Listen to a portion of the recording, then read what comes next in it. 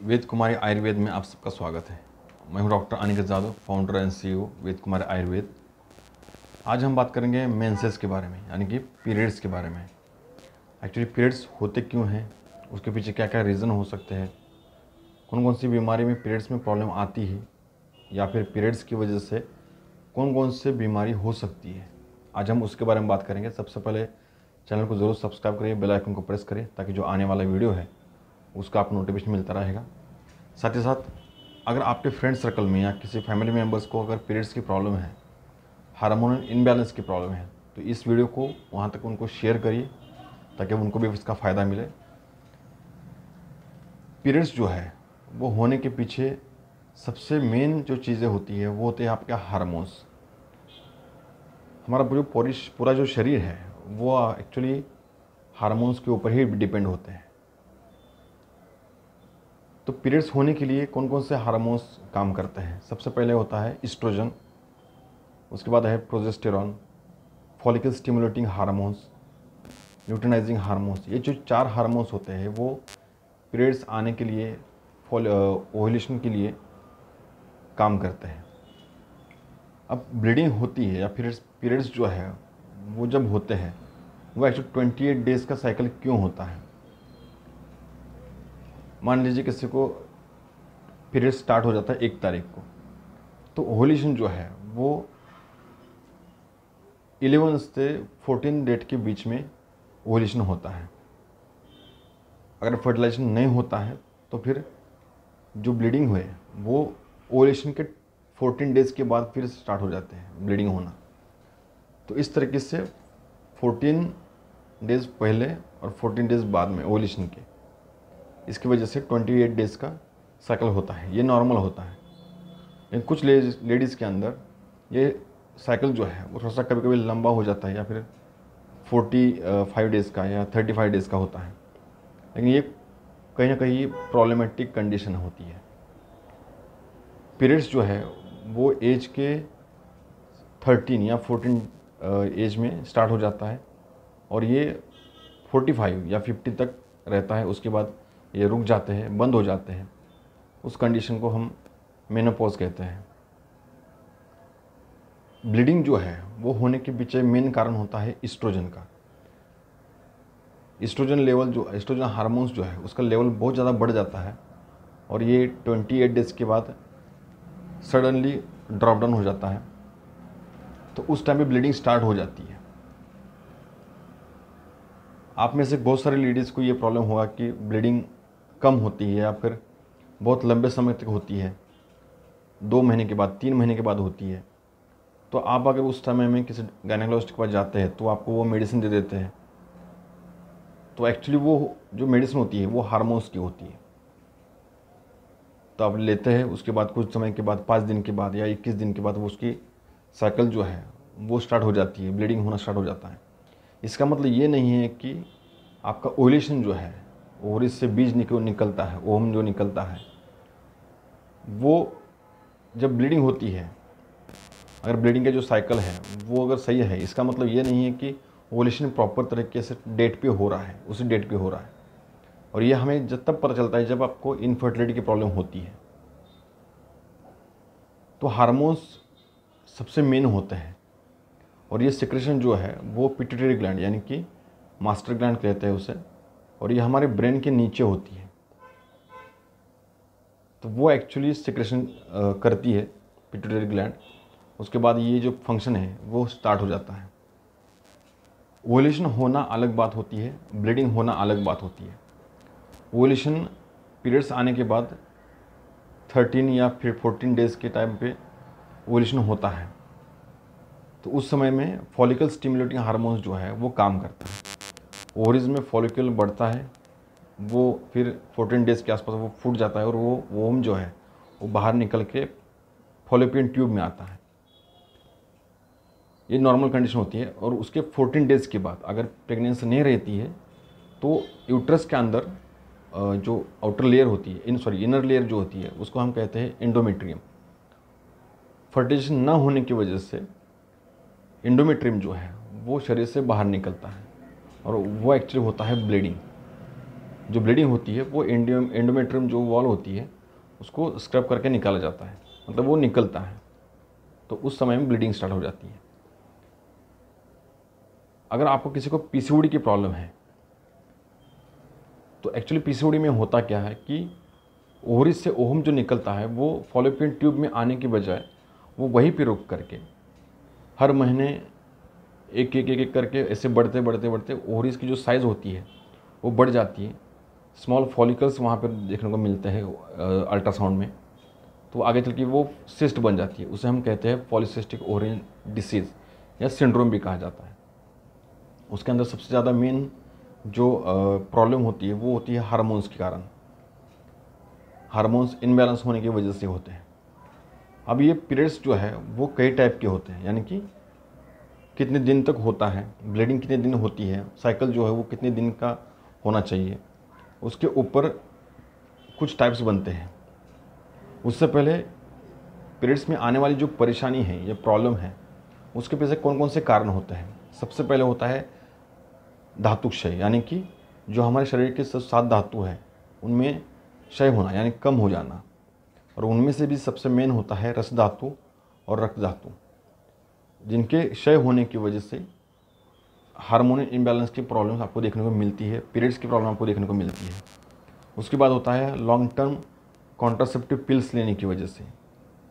उसके बाद बहुत लंबे समय तक आपको कोई किसी बीमारी से परेशान है, जैसे टीबी, इस तरह की जो बीमारी है, इस कंडीशन में आपको बहुत लंबे समय तक मेडिसिन लेनी पड़ती है और उसकी वजह से हार्मोन्स में डिस्टर्बेंस आ जाता है। बहुत सारी ऐसी बीमारी है जिस कारण कंडीशन में भी आपके जो बॉडी का जो ब्लड लेवल है वो डिस्टर्ब हो जाता है। कई बार सेकेंडरी इनफर्टिलिटी भी आती है इस कंडीशन में। तो ये सब कुछ जो है वो हार्मोन्स के ऊपर डिपेंड होता है। सेकेंडरी इनफर्टिलिटी में खास करके थायराइड की प्रॉब्लम आती है, हाइपोथायराइडिज्म। उसमें TSH लेवल यानी थायराइड स्टिमुलेटिंग हार्मोन जो होता है वो भी पिट्यूटरी ग्लैंड ही सिक्रेट करती है, तो वो हार्मोन्स बढ़ने की वजह से आपको पीसीओडी की प्रॉब्लम या फिर हार्मोन इनबैलेंस की प्रॉब्लम आपको देखने को मिलती है। इसके बाद जो कारण होता है वो आपका खान पान है, लाइफस्टाइल है, जंक फूड ज़्यादा खाने की वजह से, लैक ऑफ एक्सरसाइज की वजह से। इस कंडीशन में बहुत सारी जो कारण हैं, इन कारणों की वजह से आपको हार्मोन इनबैलेंस की या पीरियड्स में प्रॉब्लम आने के चांसेस बढ़ जाते हैं। जब पीरियड्स होते हैं तो उस टाइम में हमें कुछ प्रिकॉशन लेनी पड़ती है, क्योंकि जब पीरियड्स आते हैं, जब ब्लीडिंग स्टार्ट हो जाती है तो मैक्सिमम बॉडी के टॉक्सिन्स जो है वो शरीर से बाहर निकलना स्टार्ट हो जाते हैं। तो आपको ये समय में मूड स्विंग की प्रॉब्लम आपको देखने को मिल सकती है, चिड़चिड़ापन बढ़ जाता है, गुस्सा जल्दी आता है, या फिर चक्कर आने जैसी कंडीशन आ जाती है। बैठ के एकदम से खड़े होने के बाद चक्कर आ जाते हैं। आपका ब्लड प्रेशर कम रहता है, मतलब लो रहता है। आपकी पल्स रेट जो है वो कम हो जाती है। मन में नेगेटिव थॉट ज़्यादा आ जाते हैं। इसके पीछे रीज़न ये है कि आपका जो रस धातु है वो डिस्टर्ब होने की वजह से, उसका क्षय होने की वजह से आपके मन के ऊपर भी परेशानी आ जाती है। उसके बाद आपके पीरियड्स के ऊपर भी प्रॉब्लम आ जाती है। और जो थर्ड है वो आपके रस धातु के बाद वाला जो धातु होता है वो होता है रक्त धातु, उसके ऊपर भी प्रॉब्लम आती है। उसे हम रक्त क्षय कहते हैं।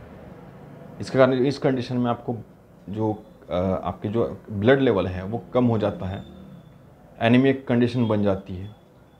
तो ये सब कुछ जो है वो हार्मोनल इनबैलेंस के अंदर, पीरियड्स की प्रॉब्लम के अंदर आ जाता है। इसलिए जो कारण है ये सब कुछ है।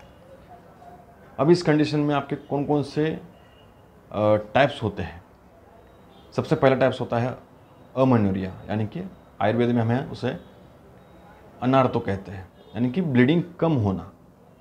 साइकिल जो है 28 डेज की साइकिल कुछ लेडीज़ में होती है, कुछ लेडीज़ में बहुत ज़्यादा समय के बाद ब्लीडिंग होती है, यानी कि पीरियड्स आते हैं, यानी कि 35 डेज़ के बाद या 45 डेज़ के बाद ये प्रॉब्लम आती है।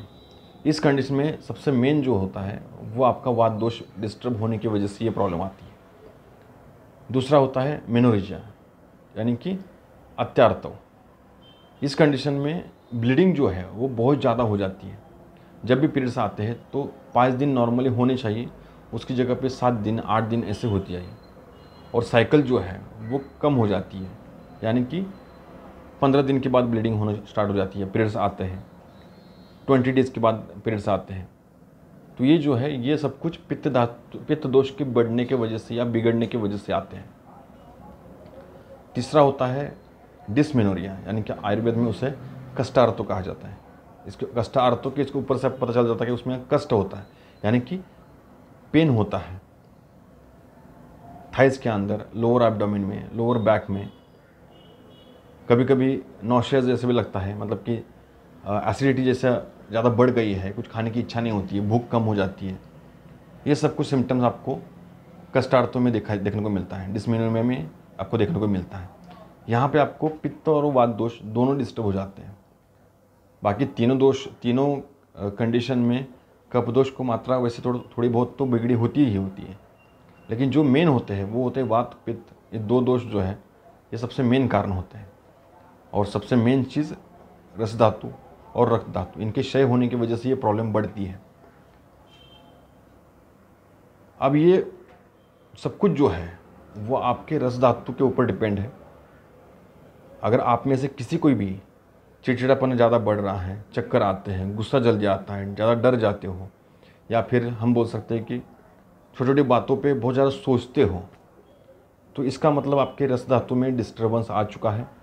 अगर आपको पीरियड्स में इसके आगे थोड़े कंडीशन अगर जाएंगे तो आपको पीरियड्स में ब्लीडिंग में प्रॉब्लम आपको देखने को मिलता है। ब्लीडिंग का जो कलर है वो एकदम डार्क हो जाता है, क्लॉट्स निकलते हैं ब्लीडिंग के अंदर। तो ये कहीं ना कहीं ये सिम्टम्स होते हैं पीसीओडी की तरफ आपका। तो अगर आपको इनफर्टिलिटी की प्रॉब्लम है, पीसीओडी की प्रॉब्लम है, या ब्लीडिंग संबंधी जितने भी मैंने आपको बताया है उसमें कोई परेशानी है, तो आप ज़रूर इसका ट्रीटमेंट करिए। इसके अंदर आपको और एक चीज़ देखने को मिलती है वाइट डिस्चार्ज, यानी कि सफ़ेद पानी की शिकायत आपको देखने को मिलती है, खास करके अमेनोरिया में, पीसीओडी में, हार्मोन इनबैलेंस में ये प्रॉब्लम आपको देखने को मिलती है। और आगे चल के आपको कुछ समय के बाद अगर इनफर्टिलिटी प्रॉब्लम आती है तो, या फिर पीसीओडी की प्रॉब्लम आती है, तो उसको ट्रीटमेंट करने के लिए एलोपैथी में कोई ट्रीटमेंट नहीं होता है इसका। सिर्फ वो हार्मोन्स की टैबलेट या शुगर के मेटफॉर्मिन होता है, उसके बारे में आपको टैबलेट दी जाती है। लेकिन इसका मतलब ये नहीं कि वो पूरी तरीके से ठीक हो जाता है। उसके लिए आपको सिर्फ और सिर्फ आयुर्वेदिक ट्रीटमेंट ही लेना चाहिए, क्योंकि वही ट्रीटमेंट, आयुर्वेदिक ट्रीटमेंट ही पीसीओडी के ऊपर काम करती है। जो सिस्ट बनती है उसको डिज़ोल्व करने के लिए सिर्फ आयुर्वेद में ही मेडिसिन होती है। पीसीओडी के साथ साथ इनफर्टिलिटी की प्रॉब्लम है, तो वो किस कंडीशन में हो रहा है, किस कारण से हुआ है, ये जानना बहुत ज़रूरी है। तो उसके लिए आपको आयुर्वेदिक ट्रीटमेंट ही लेनी ज़रूरी है। और आयुर्वेद में बहुत सारे अच्छी मेडिसिन हैं, आप वो ले करके अपनी ट्रीटमेंट कर सकते हैं। अगर आप हमसे मिलना चाहते हो तो हमारा एड्रेस और टेलीफोन नंबर जो है, अपॉइंटमेंट नंबर जो है, वो आपको डिस्क्रिप्शन बॉक्स में मिल जाएगा। आप वहाँ से ले सकते हैं, अपने अपॉइंटमेंट बुक कर सकते हैं। ऑनलाइन अपॉइंटमेंट भी आपको मिल जाएगी। यहाँ से आपको मेडिसिन कुरियर के माध्यम से, स्पीड पोस्ट के माध्यम से आपके एड्रेस पे मिल जाती है। साथ ही साथ आपको डाइट को फॉलो करना बहुत ज़रूरी है। हमने अपने आयुर्वेदिक फार्मेसी में एक मेडिसिन सिरप फॉर्म में लेके आए थे, उसका नाम है फेम कुमारी सिरप। ये खास करके पीसीओडी, इनफर्टिलिटी, हार्मोन इनबैलेंस, जितने भी मैंने अभी टाइप्स बताए हैं, इसके अंदर इसका बहुत अच्छा काम करता है ये मेडिसिन। इसके अंदर अश्वगंधा है, शतावरी है, अशोक छाल है, अनार छाल है, दशमूल है, सफ़ेद मुसड़ी है, खास करके दारू हल्दी है, लूद्र है, खासकर जिसमें ज़्यादा ब्लीडिंग होती है उसको भी कम करता है। और अगर ज़्यादा पीरियड्स में प्रॉब्लम और ज़्यादा है, मतलब ब्लीडिंग होती ही नहीं है, उसके लिए भी इसके अंदर अनार का छाल उसमें अंदर डाला हुआ है, तो ब्लीडिंग को बढ़ाता है। मतलब कुल मिलाकर के सभी सिस्टम को ये मेडिसिन जो है वो कंट्रोल करता है, उसको ठीक करता है, नॉर्मल कंडीशन में लेके आता है। और इसका प्राइस जो है वो सिर्फ और सिर्फ एमआरपी जो है वो 140 रुपीज़ 200 बोतल की है। और ये आपको एक बोतल 7 दिन चलती है। अगर आपकी प्रॉब्लम बहुत ज़्यादा है तो आपको इस मेडिसिन को आपको थोड़ा लंबा समय तक लेना पड़ता है।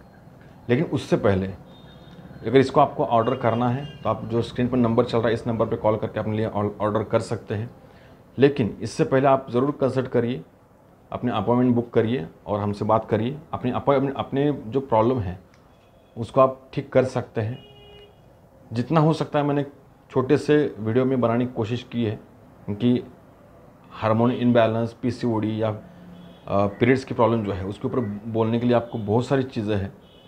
वीडियो बहुत लंबा हो जाएगा, एक पार्ट में होना थोड़ा मुश्किल है, लेकिन फिर भी छोटी सी वीडियो में बहुत सारी चीज़ें मैंने इन्वॉल्व की है। आप ज़रूर बहुत सारी चीज़ें समझ चुके होंगे। अगर आप कुछ डाउट्स हैं तो आप ज़रूर कमेंट बॉक्स में ज़रूर लिखिए, और इस वीडियो को ज़्यादा से ज़्यादा लोगों तक शेयर करिए, अपने फ्रेंड्स में ज़रूर शेयर करिए, और इस नंबर को भी ज़्यादा से ज़्यादा लोगों तक शेयर करिए, ताकि उनको अगर किसी को प्रॉब्लम है, हेल्थ रिलेटेड कोई परेशानी है, प्रॉब्लम है, तो वो आप अपनी अपॉइंटमेंट बुक करके अपनी ट्रीटमेंट ले सकते हैं। तो आज के लिए इतना ही। नेक्स्ट वीडियो में बहुत जल्द मिलेंगे। Thank you.